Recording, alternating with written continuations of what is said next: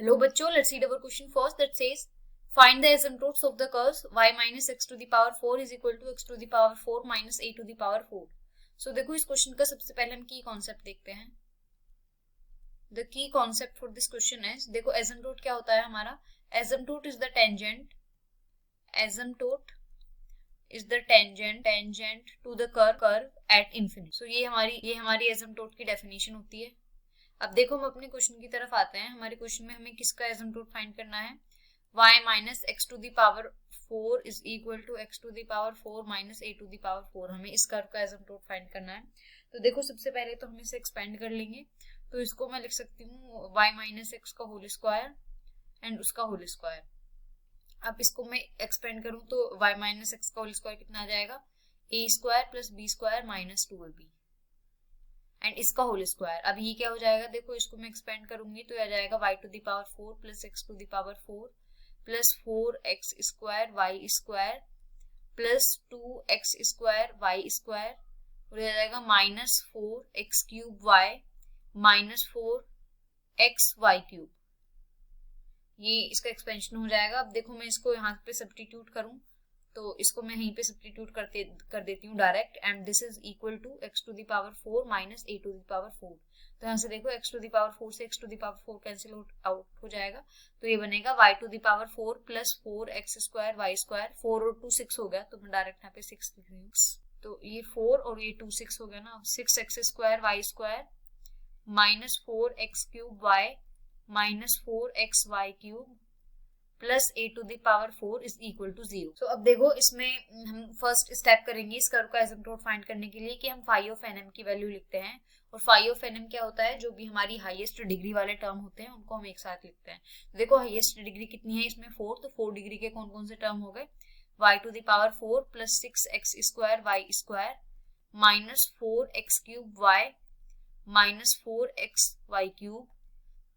ये हो गया हमारा हाईएस्ट डिग्री के टर्म. अब इसमें हम क्या करते हैं, x is equal to 1 and y is equal to m substitute करते हैं. तो वो कितना आ जाएगा, m to the power 4 plus 6m square minus 4m और माइनस 4m क्यूब. अब देखो यहाँ से हमारा m कॉमन आ जाएगा. m कॉमन आया तो ये बना m cube plus 6m minus 4 minus 4m square. तो अब देखो हम क्या करेंगे, इसको 0 करके यहाँ से हम m की वैल्यू फाइंड करेंगे. तो देखो यहाँ से m की वैल्यू कितनी आ जाएगी, दिस इज एक तो आ जाएगी m इज इक्वल टू 0 और एक आ जाएगी हमारी m cube plus 6m minus 4m square is equal to 0. तो देखो यहाँ पे अगर हम पुट करेंगे तो ये m इज इक्वल टू 2 इसका एक फैक्टर बनेगा. तो इट मीन्स एक तो m माइनस 2 इसका फैक्टर बन गया और इसको अगर हम डिवाइड करेंगे m माइनस 2 से तो वो बनेगा m square minus 2m plus 2. This is equal to 0.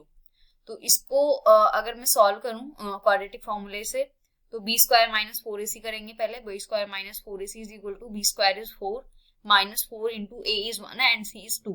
तो 4 2 जा 8 एंड 4 माइनस 8 इज माइनस 4. तो ये क्या हो गया, निगेटिव हो गया. तो इसका मतलब इसके हमारे रियल रूट एग्जिस्ट नहीं करेंगे. तो इसके रूट्स कितने हुए, n की वैल्यू एक तो 0 आ गई और एक m की वैल्यू 2 आ गई. सो अब देखो हम इस क्वेश्चन के नेक्स्ट स्टेप की तरफ आते हैं. नेक्स्ट स्टेप में हम क्या करेंगे कि जो भी हमारी हाईएस्ट डिग्री वाले टर्म्स हैं, सेकंड हाईएस्ट डिग्री वाले टर्म, उन्हें लिखेंगे. तो phi of n minus 1 of m लिखेंगे.